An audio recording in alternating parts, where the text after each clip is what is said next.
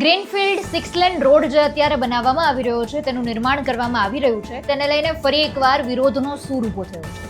કારણ કે 1000 જેટલા ખેડૂતો છે, તેમની 1800 વીઘા જેટલી જમીન આમાં કપાઈ જાય છે અને તેના જ કારણે ફરી એકવાર તેનો વિરોધ કરવામાં આવી રહ્યો છે. કઈ જગ્યાએ રોડનું નિર્માણ કરવામાં આવી રહ્યું છે, આની પાછળ વિરોધમાં અત્યારે કેટલા લોકો જોડાયા છે, બધા જ વિશે વિગતે ચર્ચા કરીએ આજના વિડીયોમાં.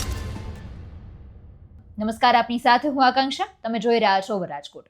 આજે હું ગ્રીનફિલ્ડ 6 લેન રોડ જે બનાવવાની વાત છે તે કઈ જગ્યાએ બની રહ્યો છે, તો એ રાજકોટમાં રીબડાના પાટિયાથી હીરાસર એરપોર્ટને જોડતો આ ગ્રીનફિલ્ડ 6 લેન રોડ જે છે એ નિર્માણ થઈ રહ્યો છે. તેને લઈને વિરોધ કરવામાં આવ્યો, તેને લઈને પોતાની જે વાત છે એ રજૂ કરવામાં આવી અને તેને લઈને ચણિયારા ગામના ગ્રામજનો કલેક્ટર સમક્ષ રજૂઆત કરવા માટે પહોંચ્યા હતા. તેની પાછળનું મુખ્ય કારણ એ જ છે કે આ જો નિર્માણ થઈ જાય રોડ, તો 1000 જેટલા ખેડૂતોની 1800 વીઘા જેટલી જમીન આમાં કપાઈ જાય છે.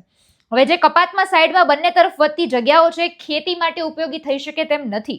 જેથી આ જમીન સંપાદનમાં ખેડૂતોને યોગ્ય વળતર આપવામાં નહીં આવે તો તેઓને દવા પીવાનો વારો આવશે. આવું કહીને જ ભાજપના આગેવાનો, વહીવટીતંત્ર અને સરકાર સામે લડતના મંડાણ કરવામાં આવશે.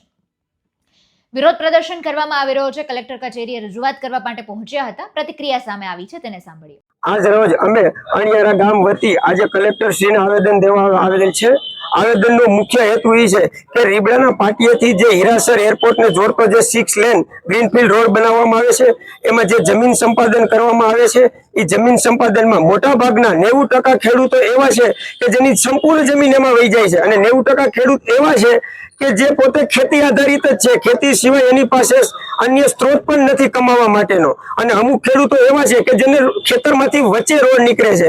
હવે જો વચ્ચે રોડ નીકળે અને જે સાઈડમાં જે જમીન વધે છે, એ ભવિષ્યમાં ન તો એ લોકો કોઈ ખેતી માટે ઉપયોગ કરી શકે છે કે અન્ય કોઈ વસ્તુ માટે ઉપયોગ કરી શકતા નથી. તો અમે આવેદનનું મુખ્ય કારણ એ છે જે જમીન સંપાદન કરવામાં આવે અને ખેડૂત દ્વારા જે વળતરની અમારી માંગણી છે, એ યોગ્ય માંગણી, યોગ્ય વળતર અમને ચૂકવવામાં આવે, જેથી ખેડૂત રાજી થાય એ રીતનું.